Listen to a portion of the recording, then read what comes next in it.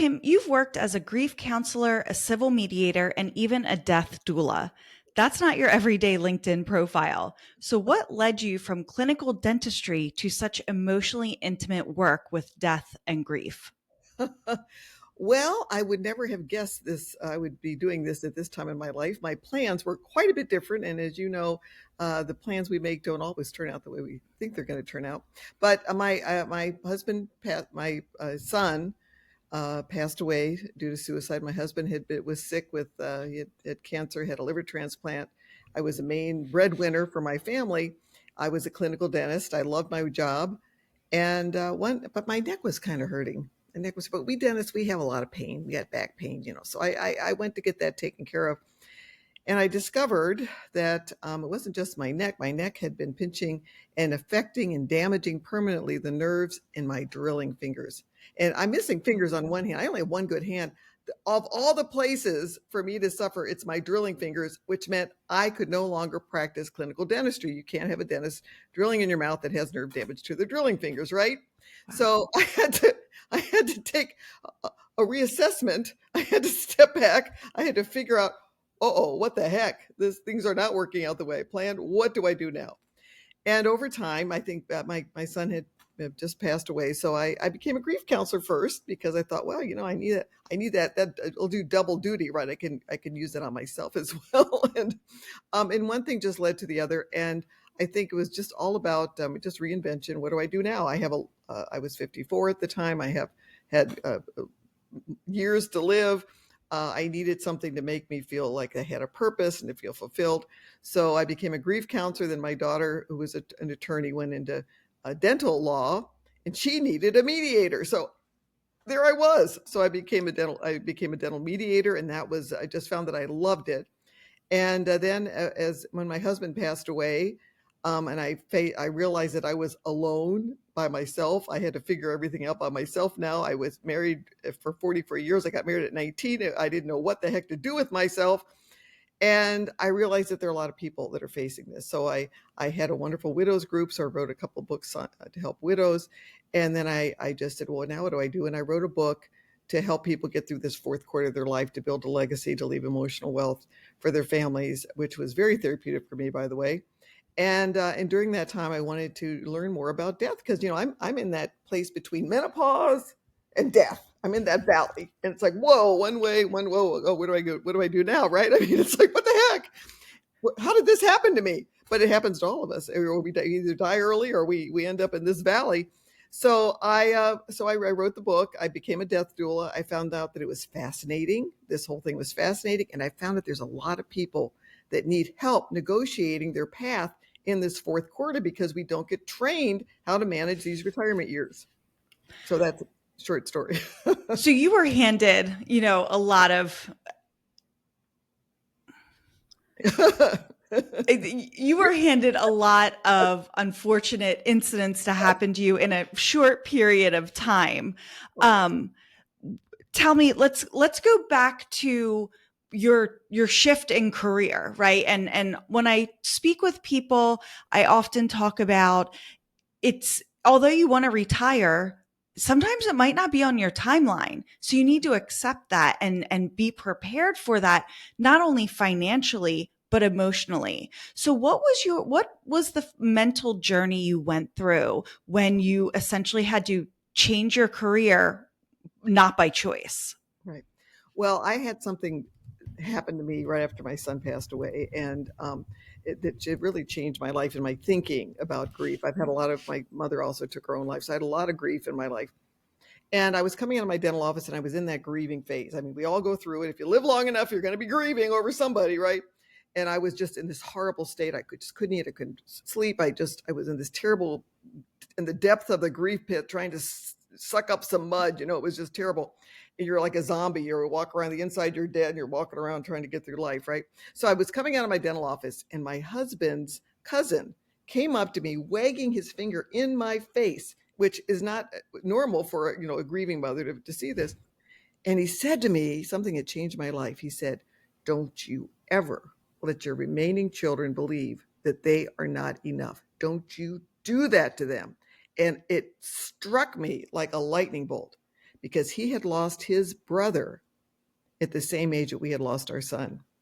And he felt that he lost his parents emotionally at the same time. He felt that they could no longer attend to the needs of their living children because they were so focused on the loss of their son. And I was headed for that direction, and I could have stayed there the rest of my life, truthfully.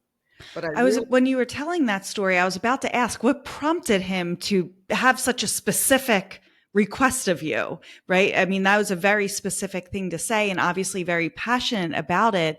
So that makes a lot of sense that he went through it, but on a different end. He obviously lost his brother, but then he also felt like he lost his parents as yes. well, and didn't want to repeat that cycle with his niece and nephew, your children. Right, right. And he didn't even go to his mother's funeral. I mean, there was a gulf there forever. And I love my children. I have two surviving daughters. I had a husband that had just had a liver transplant, by the way, just one more thing. And I realized it was up to me and that I wasn't alone in this pit. And I could choose to kind of just give into the pit, which is the easiest thing to do, really, is just to choose to give in, or I could fight. And so I chose to fight. I chose to fight and get out of that pit, to do everything I could to get out of that pit. And it took years. I mean, it wasn't easy. It took a number of years, probably maybe 5 or 6 years before I could like breathe the fresh air again, without that shroud. And when I found out that I remember my reaction. So it was a year later that I lost my job now too. So that part of my identity. So the mother part, out the door, daughter part out the door. Now, dentist, and I was kind of a national leader in some things in dentistry. I had a good job there. And now that's gone. There goes that career. And I remember I was in the bathroom at the Mayo Clinic crying for about an hour and a half. And I got back in the car, because they told me you're done, right? One day you're done. And I was driving home and I called my pastor who had been through all this stuff with us. He'd been through he probably expected, a weekly call from Kim over some new disaster, right? And I called him up and I was like, what do I do now? And he said to me, well, Kim, it's not the worst thing to happen to you. And like that doesn't work. So please don't say that to grieving people. That doesn't normally work, but it worked for me. He knew me well enough to say that. And he knew me well enough to go, oh, I guess not. Nobody died. Right. So, I had a lot of support around me. And I had a desire I loved my kids and I loved my husband. And I knew that I had to survive. That same thinking came back to me when I lost my job, because that's just one more grief, right? And all the dreams that we had. I mean, we had these dreams of what we were going to do, and that relied on me working, and it relied on me, doing a lot of different things. And they're like, bam, bam, bam, bam. All those dreams we had for the future were gone.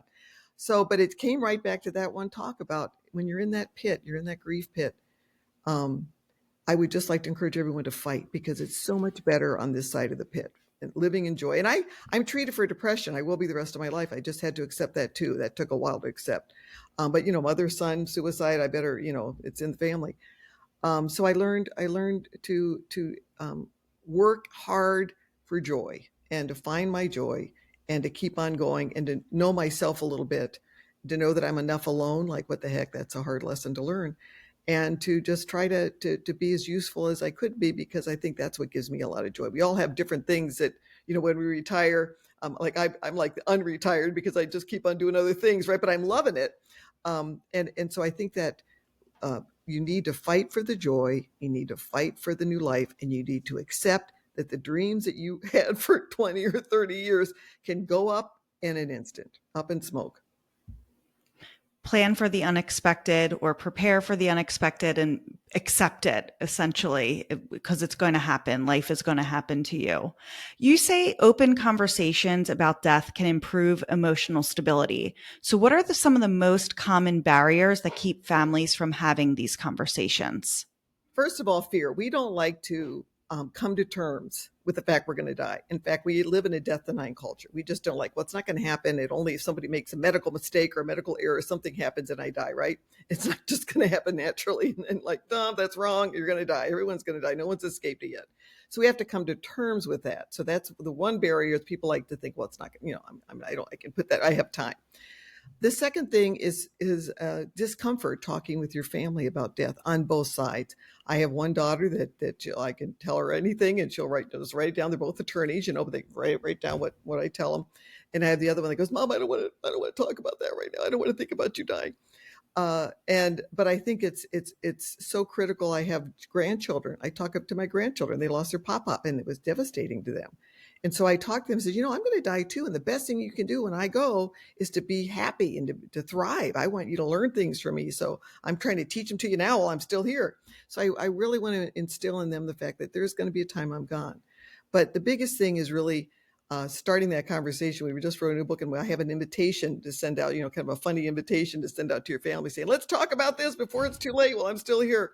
And we have to try to lighten it up, make it more fun, and find a time when everyone's together. I think sometimes you can even do a little parental guilt by saying, this is going to be my Mother's Day gift as you come and talk to me about when I'm gone, right? It's interesting that you say talking about it with children. I have 4 children from ages 13 down to 5. And you're right. We don't talk about, there's things we don't talk about, right? Money being one of them, religion, death. We don't talk about those things until it comes up and you have to talk about it. So that's a very interesting concept to say to your grandchildren, I am going to die one day, but this is what I want. This is what I want you to do when I'm no longer here, and the memories and what I've taught you. And I think that that's quite beautiful, because it is, you do see the struggle of, well, someone I love passed away. I can't be happy. I can no longer feel joy, because it's almost as a disservice to them. So giving them the permission to feel happiness and feel joy, and this is what I want you to take from my life and from our time together, I think really helps, especially, children process all of this so differently, and it's really hard for them to understand. So just saying it's going to happen, and just know it's all going to be okay. Everything's going to be okay.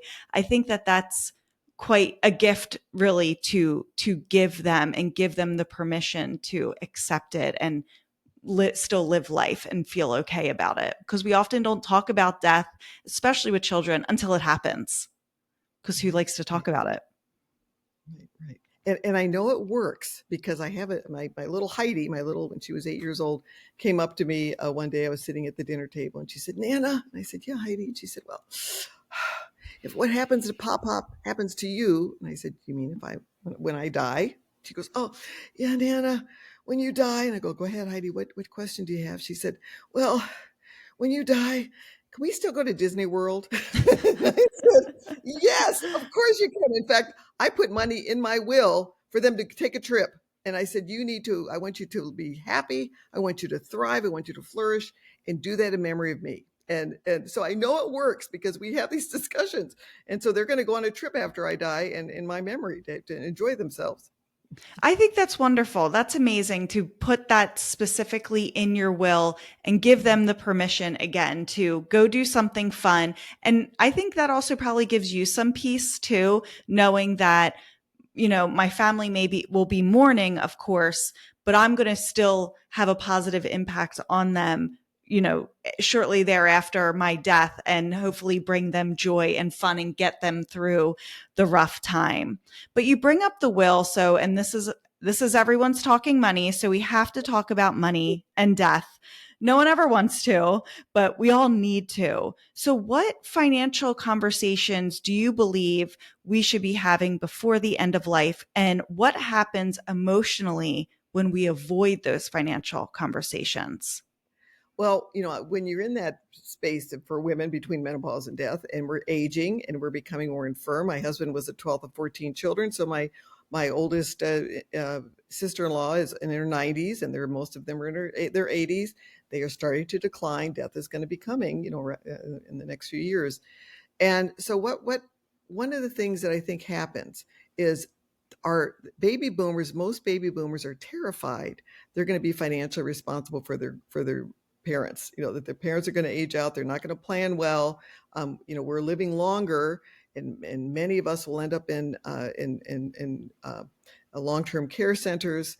Alzheimer's is something that we're seeing a lot of these days. I have 2 members of our family that are in the middle of that now. Then their children are struggling trying to manage all of that. So I think with me, what I did is I had a sit down with my of course, my daughters are attorneys, so it's a little easier with them probably. But I sat down with them and said, this is my plan right now. I'm going to be doing this. I actually we sold a cabin, and I rent a little place down in Kansas City where I have 3 grandchildren, and I have a place that I own completely here, where I have the other 3, and I go back and forth. Well, I let them know what my plan is. In a few years, I'm going to, I'll stop renting in Kansas City. My place here is paid off. This is the money that's coming in that should take care of me. I can live here as long as I can because we're afraid of becoming infirm. They're afraid of us becoming infirm. We need to talk about my plan. I can stay here as long as I can till either I don't know where I am, or if I need help going to the bathroom, then I'll have to go somewhere else. But until then, I can stay right here and get some help. We need to talk about our plans. We need to let them know how we're prepared. And I think we need, and one of the fears is so many of us are not prepared. So many of us didn't do the work so that we can live that longer life, and we have a plan. And that's the terrifying thing. The fear of the unknown for the millennials that now are facing our demise is our long journey, to our demise eventually.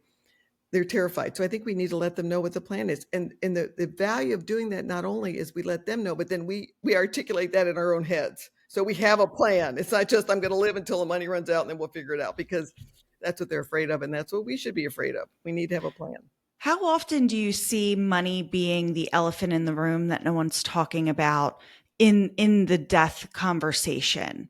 It's huge. And it's huge in a number of ways. In fact, 75% of deaths involves some sort of conflict in the United States. And sometimes the conflict is, how did they die? It's so important for you to get your living will, your healthcare directive filled out so you can tell people how you want to die. My husband had finally died of congestive heart failure. His liver was great. He wants everyone to know that liver. He wanted to have someone else have it so it would live forever, but they don't do that. But his liver worked out, but his heart failed. And he hated hospitals. He hated being in the hospitals. And the other problem is physicians don't like to tell us that we're dying. They don't do that really anymore.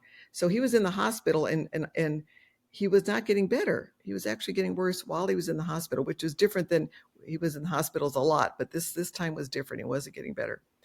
And he wanted to come home. And at first I thought, well, no, you can't come home. We got to get you better. And he goes, no, I want to come home. I think he realized that he was dying. So we did. We brought him home. And we had the wonderful, wonderful home health care nurses said it's time for him to be in hospice. And we knew that, but nobody would tell us. And so he was in hospice. We're finding that you can have up to 6 months in hospice. Medicare pays for the whole thing. You don't pay for anything when you're in home hospice. And yet people usually only use a couple of weeks, as my husband did. So he really could have been in hospice for probably 4 or 5 months, but nobody wanted to tell him. And when you're in hospice, the focus is on your comfort. And so he knew that that's what he wanted. And he put that in his own words. Now, the big difficulty is some people feel like, oh no, you need to bring him in the hospital and do everything you can. And he probably could have lived a couple of weeks longer, but he would have been intubated, probably in a coma. He didn't want that. So you need to have your concerns expressed by you so that after you die, your family's not bickering over whether you should have been in a hospital and maybe you could have been saved. Because I think people think that, well, if they went to the hospital, maybe they wouldn't have died. They would have died eventually, but maybe not now. You would have had longer. So those arguments can be eliminated if you fill out that healthcare directive in your own handwriting with your state. If you move to different states, fill out a different one, but then also have the conversation. Let your family know. If I go and my family knows that that's the choice that I made, is if I have a terminal disease, I just want to be comfortable. Take care of the pain. I don't need to live longer. That's my philosophy. That's not everybody's philosophy. So we need to talk to our kids about what we want to happen to us so that they don't argue about it after we're gone. And again, 75% arguments after a death. Same thing about maybe a letter of intent. Maybe your will, maybe there's somebody in your family that might need some extra attention in your will. And if you have a letter of intent that describes why you're doing what you're doing. The will's going to say what to do, but your family needs to know from you why you've decided to do this. Because if you don't have that and things don't look quite like your family expected, and again, they need to know what to expect. That's why you need to talk to them beforehand. Then there may be arguments over someone feeling that, well, this person, had undue influence, and this person. There's so many arguments that take place after death, and so if you can have that living will, have a letter of intent, make sure you've talked to people about what you want. Divide up who gets Granny's pie plate. Divide that stuff up beforehand. Prepare for your death, just like it's a graduation. Think of it as a graduation from life, and get ready for it. You made one comment, and I want to visit it real quick. You said physicians don't really tell you if you're dying. Is that a result of society because we can't accept it, or why do you think that is? That's a very difficult question, but I think part of it is they are trained to keep us alive. And in some cases, if that's their training, if their job is to keep us alive, and that's good, I'm glad they're trying to do that, then death is a failure, right? So they're trained to keep us alive. Also, discussing death is a very uncomfortable thing. To tell someone that your husband's dying, that's an uncomfortable thing. Now, interestingly enough, the nurses seem to be, the visiting home nurses did a better job than the doctors in the hospital. But that's a difficult thing. And I think it's something they like to avoid. We have a wonderful, wonderful nephew who's a physician. And Jim actually kind of died twice. He stopped breathing for 20 minutes one day, but he had one extra day to live. And during that time, we were calling everyone. We had like a living funeral for him in his bed. We had this wonderful, wonderful party for him. Everybody got to say goodbye. And one of our nephews, who's a physician, said, well, why don't you get him to the hospital and have his lungs drained and do this and do that? And Jim was able to tell him, that's not what I want. And so for him to say it directly to my nephew, that took care of it. If I were to say it, if it was my decision, they might dispute that. So we need to take care of telling people how we want to die so they don't fight over how we died after we're gone. That's interesting. And that makes a lot of sense because it is a mentality shift with physicians. They want to keep you alive and keep you healthy and do everything to get your body working the way it should. And then in hospice, and it's interesting, and I think this is also a societal issue, if you will, is that when you hear hospice, you think they're dying like tomorrow, right? And it's not designed to be that way. It's to make your last days, months, weeks as pain-free and as possible, right? So what needs to change, again, to change that mind frame? Because we don't talk about death, we don't talk about money, we don't talk about all these things, but it ends up just hurting ourselves by not talking about it. So what can we do, or what can be done in general to kind of educate the public about these services that are available to you? And you also don't have to pay for it, as you mentioned. The Medicare covers it. It goes the money right there. One of the things is that people misunderstand hospice. When we were considering Jim was considering, because it was his decision to go into hospice. He was on lots of medication. He was diabetic. He had, had a transplant, so he had all kinds of medications he was taking. And his sisters, and he's got a lot of them, we're starting to say, well, wait a minute, they're going to take him off his insulin. They're going to take him off of this. They're not going to feed him. They're going to, and they had all of these misperceptions about hospice. Hospice is individualized. So, it's not like they take you and they put you like in a prison and it's all mandated how you're going to be treated. You negotiate your hospice, and you can come out of hospice anytime you want, by the way. But I think that's the key. You negotiate the hospice. You talk to your doctors, you talk to your nurses about what you want. We kept Jim on all of his medications, on medications he was normally taking. He just kept taking them right up until the end, until his heart gave out. He had a very peaceful death, a very, very peaceful death. And he basically had it twice, but he had a very, very peaceful death. And also the pain, they're really focused on the pain. And like, for me, it's like, sign me up. I don't want to die painfully.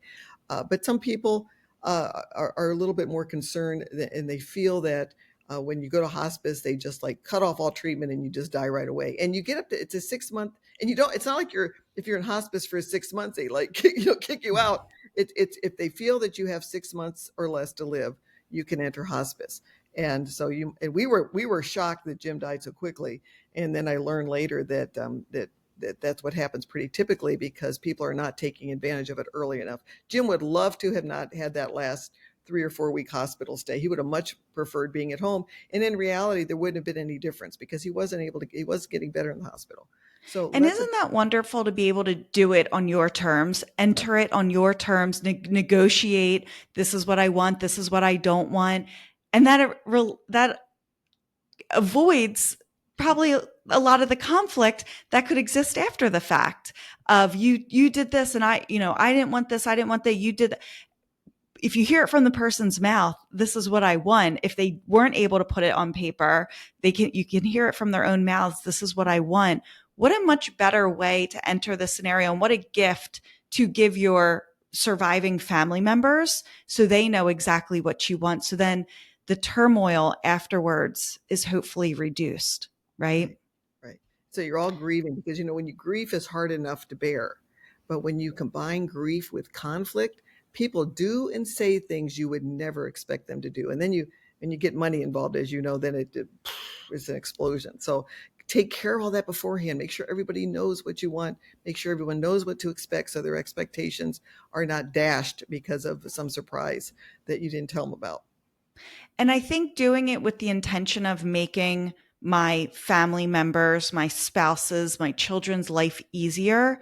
If you enter it with that intention, I think that helps a lot. So when I'm speaking about having beneficiaries designated and reviewing it, even that people don't like to talk about because again, in order for the beneficiaries to become real, you have to die, and no one wants to accept that or think about that, right? But it's such a gift because it's clear cut, it's on paper, it's exactly what you want, and it removes all question marks, and that is so important. I think, like you said, going through death of a loved one is hard enough, and then add everything else on top of it, and the stuff, some of it could have been avoided. It just makes it so much easier to talk about things. As someone who's worked closely with people at the end, 3, 2, 1. As someone who's worked closely with people at the end of their life, what's one financial regret you hear from people when they're dying? But they didn't plan. They didn't plan well for their retirement. I think that's it. They feel that they would like to have planned well, and that they also did not spend enough time with their families. If the people around you, family, friends, if you're the people, the influence that you have, that emotional influence, is the one that's going to stay. And so those are the biggest things that people regret, that they didn't plan ahead. They let it catch them up. In my case, I have everything put in a binder. Everything my kids are going to need, I really recommend you put in a binder with page protectors, so it's easy to go through, that you don't have to even take them out. I have my titles to my car, everything they're ever going to need to settle my estates in the binder. But there's one thing that most people don't have, and those are love letters. The first Valentine was sent by St. Valentine to be delivered after his death. Most people don't realize that, but it's a post-mortem. The first Valentine was post-mortem. So I have letters to all of my family members telling them how much I love them, how much they meant to me, personalized for each one. And then when, as an old lady, I'm 68, I can't always sleep at night. When I get up in the middle of the night, one of the things I do that helps me go back to sleep is I have a whole bunch of little Valentine cards. And I write little Valentines to them, and I stick them in their little envelope. So if they don't know that I love them before, when they get this little binder saying she must have loved us because she put all this stuff together for us, they're going to for sure know that I loved them when they get to their Valentines. And I think sending those letters, sending your love, you can live beyond the grave with the love that you give to your family and friends. And it's such a critical thing to do. And you can enhance your life so much by kind of having that good death with everything settled and letting everyone know you forgive, apologize, reconcile now, get all that emotional baggage out of the way, and you can kind of have a good death where you leave people in a good place. You mentioned in the beginning of our conversation the baby boomers who are concerned about having to care for their parents, and then also having children, right? Young children, it doesn't matter. There's the sandwich generation is very real. It exists, and we're getting pulled at both ends. Mhm. You could be caring for an aging parent and then also paying for braces for your teenager, right? But how do women especially better prepare emotionally and financially for end of life scenarios? I think that the most important thing we've talked about before is talking, planning, letting people know this is how the stages of life go. That we become more infirmed. 25% of us are in long-term care. What are we going to do to take care of that? And I also think having those conversations for us, we might have an expectation that a family member can take care of us, and that family member might not have that same expectation. So having these discussions and figuring out what you're going to do and having those scenarios helps everybody. It helps us. We sometimes feel we're abandoned, if they aren't taking us into their home, as generations before did. And then the younger people may feel like, I just can't afford to do that. I'm trying to raise my children. I can't take care of you at the same time. Why didn't you prepare better for your retirement? And those issues can really, and if you don't talk about them, they tend to fester and they can blow up and explode and everybody's miserable. So start those conversations early. Let them know what the plan is so that they can then adjust and adapt and tell you if they can't take care of you. They say, Mom, there's no way. I don't have any room. I've got these kids. We need to know that, and they need to know what the expectations are. So differing expectations that cause so many problems and leave people no, it's horrible when you have a division in a family. I mean, I lost a son and my husband, I lost them to death. It's hard enough when they die, but when you have a rift in the family, emotional rift of living people in the family, it's devastating. And we don't want to leave that when we go. And we need to do everything we can to prevent that, because that's my joy. My joy is my children, my grandchildren, and we need to keep as much joy as we can as the longer we live. So it goes easier said than done, right? Talking about this, right? So and I can't imagine most people would be able to have a long conversation about this, right? And because everyone's going to get uncomfortable. It's just, so how do you suggest one starting the conversation? First, with your parents, if they've never had the conversation with you, and second, with your children. How do you suggest starting the conversation? And I'm almost picturing in my head having like a schedule of meetings, and the first one's going to be 15 minutes and we're going to talk about this. And then the next one we're going to have 3 months from now and we're going to talk about this. And then we're going to have it 6 months from today. And we're almost preparing of this is what the conversation's going to be with a time. It's going to be awkward for everyone. No one likes to talk about it, but let's just do it and get it over with, and we'll all be happier in the end. So, how do we start these conversations? If you are a family that has never talked about death, I have no idea where to even start. How do you even start this conversation?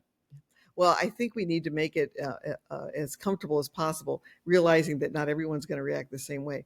I really believe that the best way to start is for the person who's going to die soon, who's closest to death, maybe. I think it's important for us to start, our generation to start the conversation, because most people don't like to say, well, when you die, I mean, when you die, although I have to say my daughter and her husband did tell Jim and I that when we had to clean out our boathouse, which is full of stuff, and they said, you can't die until that thing is cleaned out. You cannot die till then. And my husband didn't listen to him. But anyway, so I had to take care of it. But I think that's a little uncomfortable. So I think that my generation needs to take the responsibility to say, okay, guys, every year, maybe on Mother's Day or on a certain day or on January 1st. January 1st is kind of a neutral holiday, New Year's, people go out New Year's Eve, and then New Year's Day, people are kind of not always so scheduled. So maybe every New Year's Day, we're going to sit down and we're just going to go over the will, just to make sure go over my finances and the will, to make sure everything's fine. Now, here's one of the barriers, is that we don't really like our children maybe to take over. We have a little bit of pride sometimes, that we sometimes are a little hesitant of our children knowing what all of our finances are. And I think we just need to get over that. We don't have to tell them everything. We don't have to give them numbers, but we need to say, so this is my plan. I'm going to have enough to do this. I have enough to do that. And I think we need to adjust and look at adjusting our living situation, that downsizing process is very important. I'm able to go to Kansas City and spend time with my grandchildren down there because we sold a beautiful cabin that we had planned on, having for the rest of our life. But we sold that because it was more important for me to be with my grandchildren. So we have to make those decisions, make sure we're doing everything we can to plan. And the other thing is, when it comes to retirement, it's great to retire. I have failed several times because I need to be busy. But I also think there's a great joy in finding something that you like to do that maybe you could even get paid for. And that also is helping not only for you to get up and have a routine and have something to do. I find that for me, it's great. It's not for everybody, but for me, it's great. And we might not need to consider that maybe we want to get out and maybe work a little bit through those golden years. Not because sometimes it's because we have to, and for many it is because you have to, but even those that don't have to do it, to keep yourself going, keep yourself active, keep yourself busy. I think it is. I mean, it's obviously super important to talk about the financial aspect of all of it. And I do agree with letting your beneficiaries know you're my beneficiary of this account. You don't have to tell them how much you have. Just Right. saying, hey, you're my beneficiary, and this is my advisor. This is the person you're going to contact. And even having them have a relationship before. So introducing them to it. And I think that that's great. And I agree with that, in that, again, money and death, no one likes to talk about it. And you don't have to tell your children everything you have or what you don't have. Just know I have these accounts and you're my beneficiary. I also think it's important to let them know if they're not the beneficiary of something, Absolutely. of, hey, I'm going to leave this money to a charity or a relative or anything like that. So then there isn't that Surprise. anger or frustration or question after the fact. So just remove, and again, you don't have to assign numbers to it. You don't have to tell them, just say, this is an account I've set aside for our neighbor because I've known them, your whole life or what have you. But, and explaining it to them, so that there's no surprises, because again, it's going to be a very emotional time. You mix money in with it. I think it makes it even more heightened with the emotions. Right. And one of the barriers is that we might not want to get involved, my generation, in difficult discussions because you kind of feel like, well, if I just die, I don't have to worry about it, right? I mean, really, that's Yeah. what we think. But then you have to realize, just like when I was challenged about taking care of my family with my grief, we have to really decide, is a relationship of your family members more important than your discomfort right now, for not talking about it, because that's what you're going to leave them with. You're going to leave with chaos and confusion. And also, the important thing in that little legacy binder, your will, you need to have all of those accounts written down in one place so they don't have to go traipsing through all of your drawers trying to figure out where everything is. My husband's filing method were plastic bags in the closet that actually look like trash, so I had to redo all that in that little binder, put everything in a place so that they know the time comes, you just go in this binder, all that stuff is in there. You're a beneficiary of this account. Here's the account number. You don't have to put how much is in there because it's probably going to be less, when the time comes, or it could be more if you get good investments. But make sure all of that is there and you talk to them about it beforehand. Any surprises after a death, catching people on that grief time can cause so many broken relationships that many times last a lifetime. And I'm sure all of us that are of a certain age know of somebody whose family was broken into pieces because someone didn't prepare for their death, and they were kind of sideswiped. They were surprised and stopped talking to each other. And to me, most important thing I leave behind are the relationships between my two daughters and my grandchildren. That's the most important thing, and I don't want to destroy that. I don't think people realize how much of a weight is on their shoulders when they have unfinished business or unfinished things to do, right? Whether it's getting the finances in order. You mentioned that the biggest regret is I didn't plan enough for retirement, or I didn't do the right things with my money, or I didn't spend enough time with my loved ones.